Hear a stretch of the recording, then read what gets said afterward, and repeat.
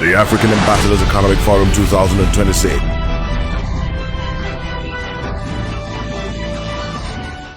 That brought to the question, shouldn't it be what Africa could learn from Europe, or what Europe could learn from Africa?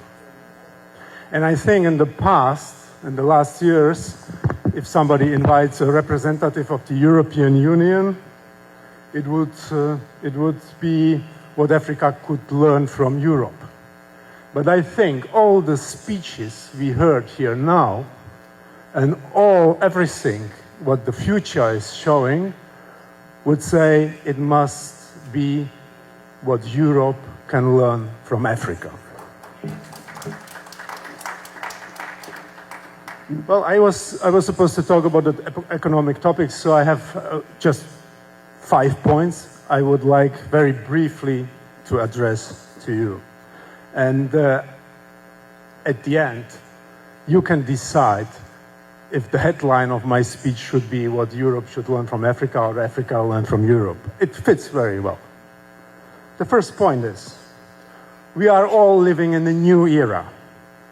There is the end of the monopolar world order which emerged after the Cold War.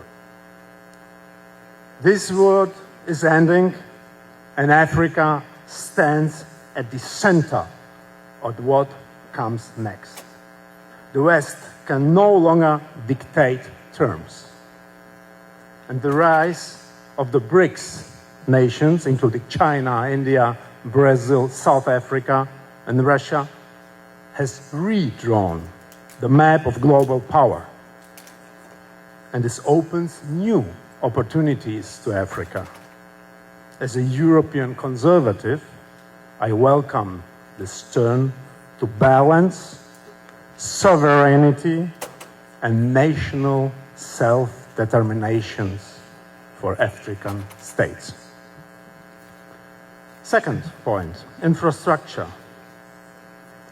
Infrastructure must serve Africa, not geopolitical games. And infrastructure should connect African nations to each other, not just to pipelines of extraction for Western or Chinese conglomerates. We have seen this before. Ports built for raw material exports, but not local industry.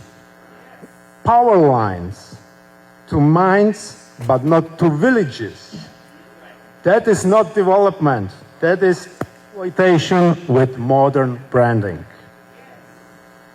Third point, the BRICS factor. A parallel system is emerging. Africa has now new options, new opportunities. The BRICS Development Bank, bilateral partnerships with China or Russia, and South-South trade corridors. All this is breaking the monopoly of Western financial institutions. No continent should be tied to one lender, one ideology, or one capital. And I'm representing opposition party, the AfD from Germany, and we at the AfD believe that competition in global finance is better for everyone. Let Africa choose, not be forced.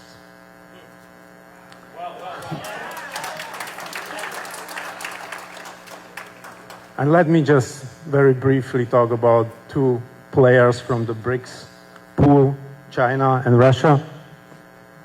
China has built infrastructure across Africa at a scale the European Union never matched.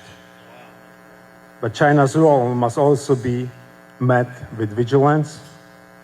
Sovereignty must never be exchanged for dependency, regardless of the partner.